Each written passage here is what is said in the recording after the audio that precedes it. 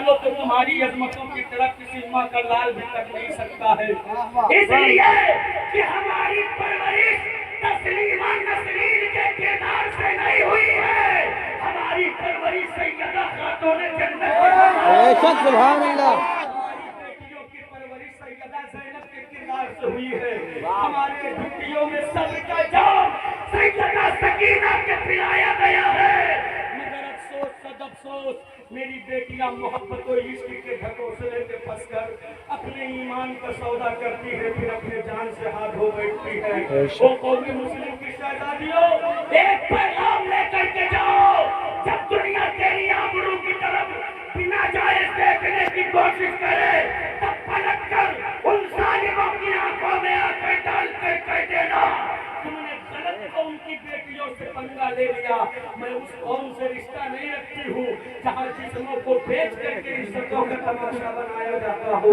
हम तो उस कौम से रिश्ता रखते हैं जिस कौम की तरबियत करवलों से हुई हो, और सैयदा की बेटियों ने जुल्म की आंधियों में खड़े होकर सारी दुनिया को पैगाम दे रही हो कि जान लुटे तो लुटा देना, देखे कटे तो कटा देना, ना लुटे तो लुटा देना, मगर अपने हाथों से कभी पर्दे का दावा बेशक सुभान अल्लाह। बेशक बेशक बेशक। ये पैगाम दुनिया के सामने आ गया। मगर अफसोस आज जवानों को देख लिया जाए, बूढ़ों पे नजरें डाल ली जाए, कहाँ है हम और कहाँ है मेरा मुआशरा। हाथ जोड़कर आपसे गुजारिश है, बस ये आखिरी जुमले समाप्त करें। हाथ जोड़कर आपसे गुजारिश है, आप अपने बच्चियों की अजमतों के तहफ़्फ़ुज़ करें और बेटियों के अजमतों के तहफ़्फ़ुज़ का वाहिद जरिया इस दौरे फुरसतन में अगर कोई है तो ये मदरसे हैं जहाँ से तुम्हारी बेटियों के आबरू भी बचाए जा सकते हैं, जहाँ से तुम्हारे बच्चों की तरबियत भी की जा सकती है।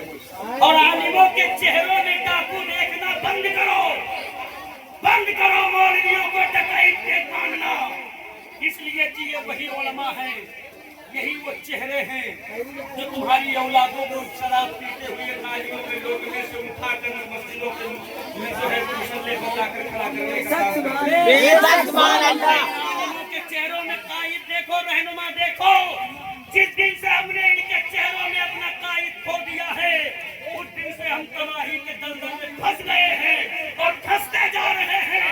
आलिमों को अपना रहबर मान, मेरा ईमान है, न दुनिया में तू जलील होगा, न उखरा में तू सुभान अल्लाह। बेशक बेशक। इसलिए कि कोई तेरा लीडर सच्चा हो सकता है तो मेरे उलमा हो सकते हैं, कोई तेरे दीन का बेहतरीन मरकज हो सकता है तो तेरे मदरसे हो सकते हैं।